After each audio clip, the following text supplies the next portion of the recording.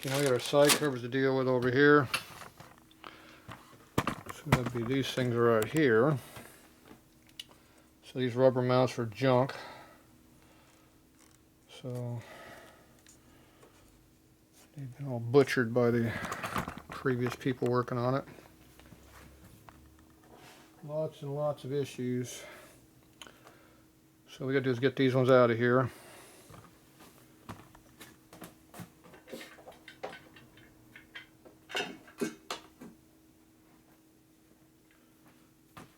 I'm gonna put our covers on, so we got two different ones. I'm gonna guess the short one goes on this side, but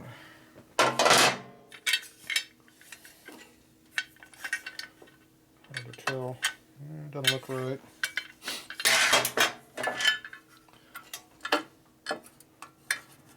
This one goes here. The angle fits better. Goes in behind the master a little bit. So they had these screws in here, which were the wrong ones. They had a bunch of nuts in here. And other crap, and oh, this is the inside of the mount that's left. So that's all tight. Bolt's tight, but the cover is loose. Came right off. So you need a pair of pliers to do that.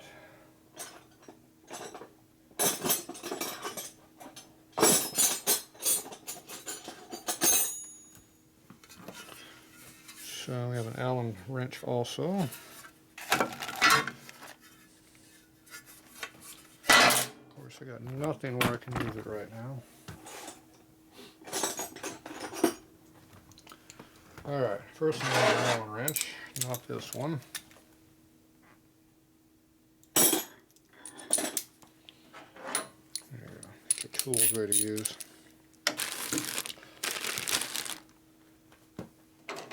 Okay, we get the rubber mounts out here with a pair of dice. First thing I do is get this bolt off of here. The right cover helps too. Okay, so I'm using a little pair of channel locks to hold it.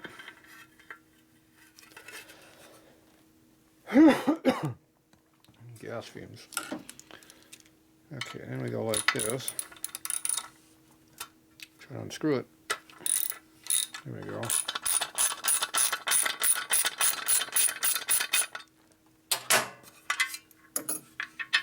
So a little brass insert here is what's unscrewing off the bolt. So that's the insert for the well nuts. So this is junk.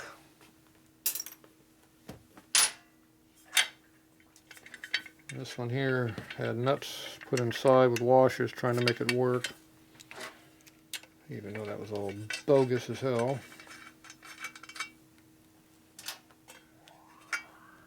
That rubber doesn't do anything without something attached to it.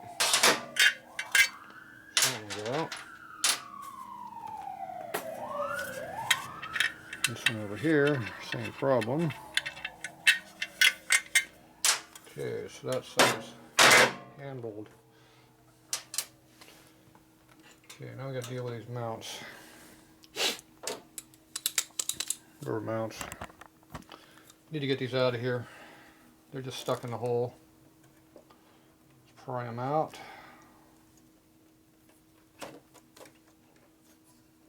That one just came loose also. There you go. There's that brass screw that was in there.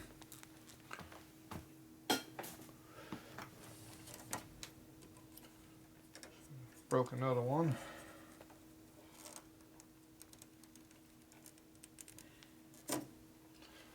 There you go, another one came out.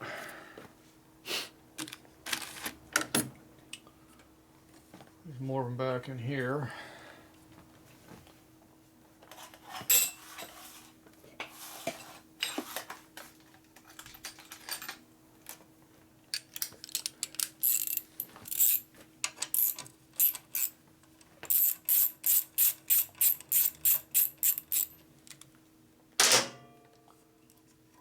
Now, these are the same rubber mounts that hold the oil tank in also. So here's another one, well used. Okay, what they are 1/4 well nuts.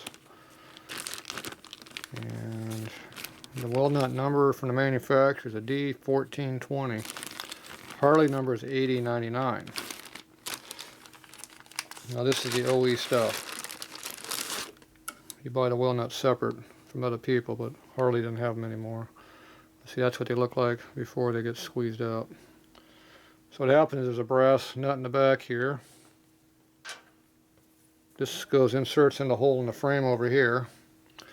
And then when you put the bolt through the inside there, it goes in that deep. And when you start tightening this up, it pulls the nut into it, expands the rubber and locks into the hole. So if you don't over torque it, it works good. If you over torque them, it screws it all up. And when they get old and hard, they don't work too good either. They start to look like these, junk. So this one here, probably still good. Maybe.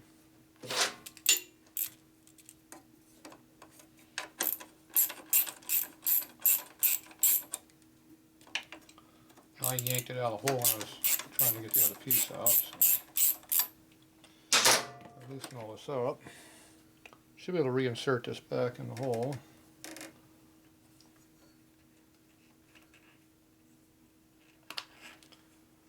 And then reuse it.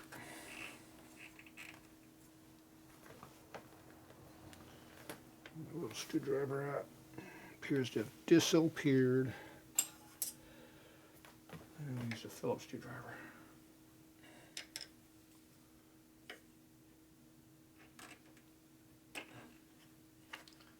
Okay, that one back in.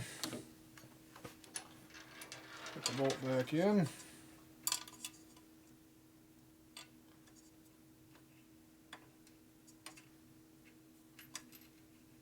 There we go.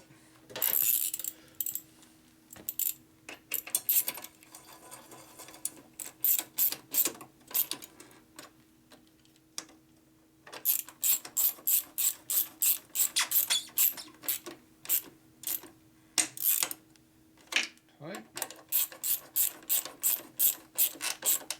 Tight.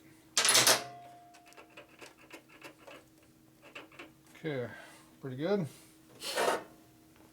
Okay, we take the new well nut, stick in a hole like that. Now they make these in different lengths. The longer it is, the bigger the hole it's made to go into. They also play on different shoulder heights out here. So this particular number here, which was our D1420, is made for the thin sheet metal. So it's good for what, 70 or 80 thousandths, 16th of an inch, whatever it is, up to about 1/8 inch, I think, or 3/16, something like that. So they go in there like that. And the bolts right here.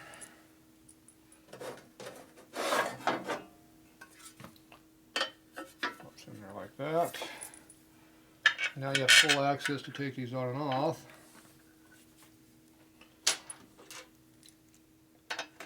Without having the wrenches on the back side like it was before.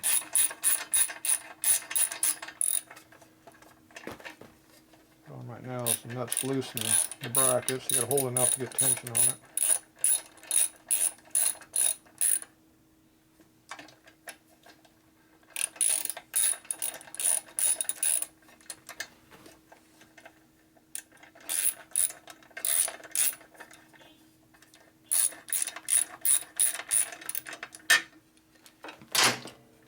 Even get to the damn thing. Okay, it's too short. So that's not long enough to get in there.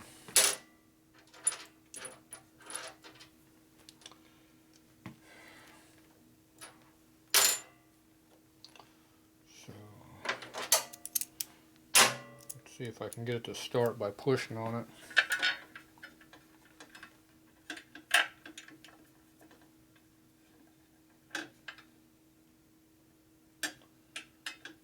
It's like 1/8 of an inch too short to grab a hold of it.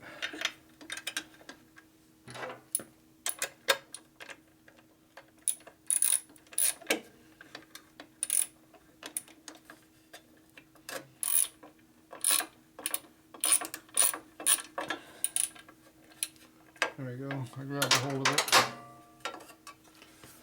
See how it swells up now a little bit? The problem is now it probably won't go in the hole. Yeah, it just pushes in nice and snug. Okay.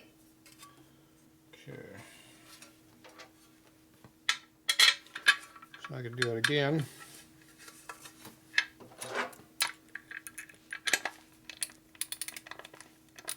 So I'm pushing on this over here.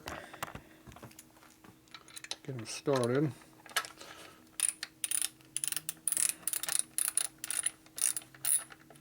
Once you get it started, half a thread, you're good.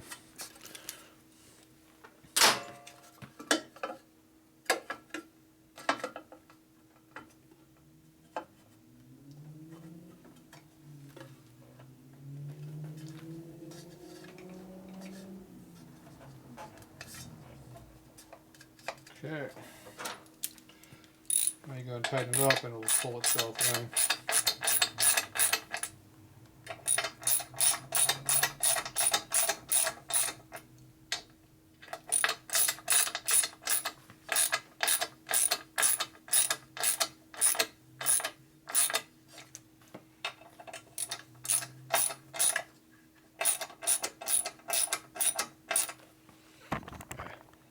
Attention, what's going on over here?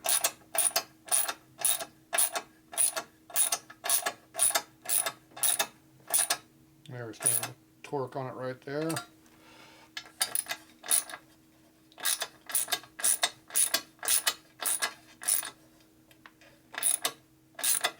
Right there, got a torque. Good. These aren't coming off now, and they're rubber mounted. This one's rattling around a little bit here, which I don't like.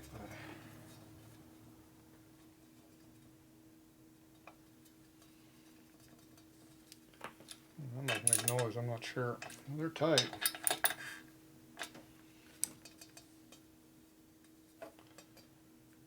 It's not touching anything, but it's close down there.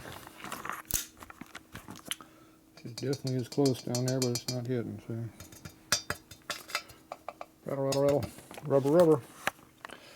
Okay, so I got two more of these to do on the other side. On the other side, I'd like to do them. Nothing there. Let's go see what problems we're going to have over here.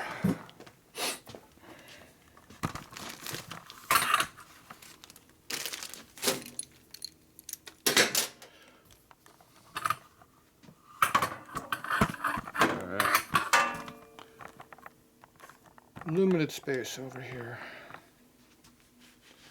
Can't see it squat either.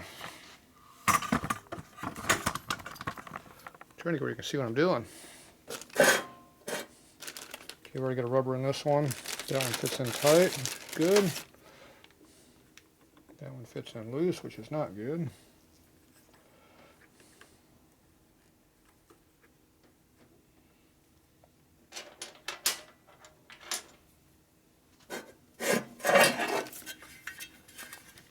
Okay, I'm going to go ahead and start this into the cover here like we did before. So you see I can compress the rubber like that to get it to start.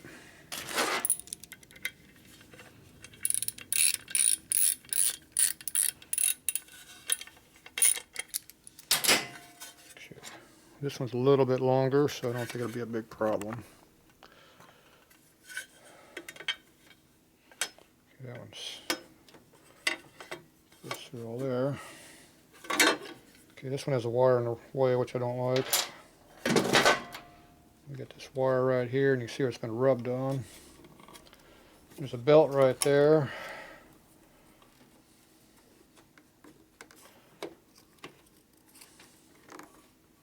Is that the cable starting? What the hell is that thing?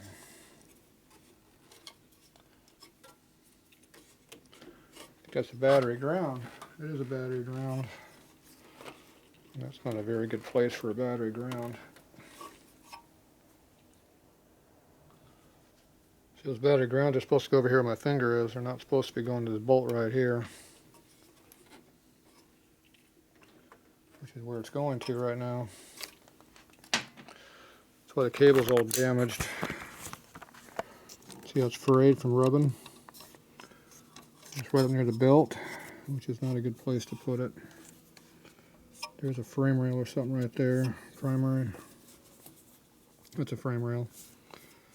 So that's coming off this bolt right here, so I don't know if that's good or bad, really.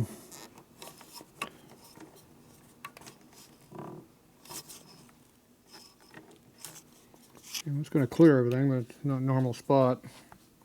As long as it's got a good connection to the frame, it should be fine. The problem is you're supposed to go to the motor. Powertrain, you're not supposed to be going through the frame, because now all the starter motor load has to go through the little small ground cable that should be under here, through the frame up to here, and then the battery. That's backward. It's supposed to go right to the powertrain, because that's where the power is at. And that's assuming they even have a ground cable down here, which I do not see. So that is not good. So we need to redo this.